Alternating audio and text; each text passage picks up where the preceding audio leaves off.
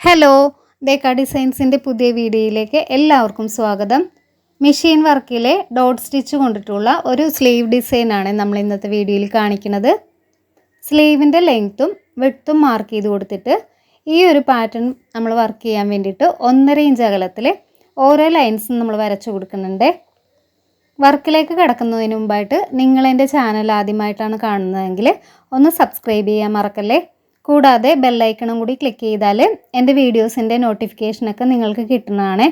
എംബ്രോയ്ഡറിയുടെ വർക്കുകൾ വളരെ എളുപ്പത്തിൽ ചെയ്യാനും മനസ്സിലാക്കുവാനായിട്ട് ഈ വീഡിയോയിലൂടെ നിങ്ങൾക്ക് സാധിക്കുവേ. ആയതിനാൽ എൻ്റെ വീഡിയോ സ്കിപ്പ് ചെയ്യാതെ മുഴുവനായിട്ട് കാണാൻ ശ്രമിക്കണേ. ഈ വർക്കിന് വേണ്ടിയിട്ട് നമ്മൾ വരച്ചു കൊടുത്ത ലൈനിലൂടെ റണ്ണിങ് സ്റ്റിച്ച് കൊടുക്കുകയാണ് ആദ്യം ചെയ്യേണ്ടത്. അതിനുശേഷം സ്ലീവിൻ്റെ എൻഡിങ്ങിൽ തുടങ്ങിയാണ് നമ്മൾ ഡിസൈൻ ചെയ്തെടുക്കുന്നത് കേട്ടോ. 3 ഇതളുള്ള ഡോട്ട് സ്റ്റിച്ച് കൊണ്ടിട്ട് നമ്മളൊരു ഫ്ലവർ ചെയ്ത ശേഷം ഇടവിട്ട് ലൈനിൻ്റെ ഇരുവശത്തും 3 ഫ്ലവർ വരുന്ന രീതിയിലാണ് ആദ്യം നമ്മൾ വർക്ക് ചെയ്തെടുക്കുന്നത്.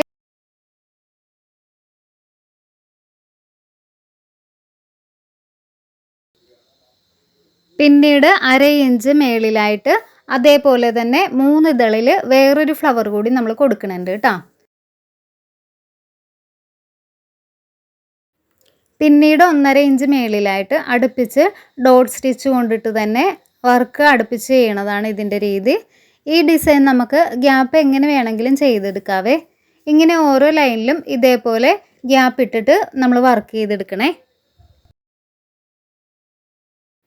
ഇങ്ങനെ ഓരോ ലൈനിലും ഇതേപോലെ ഗ്യാപ്പ് ഇട്ടിട്ട് നമ്മൾ വർക്ക് ചെയ്തെടുക്കണം കേട്ടോ.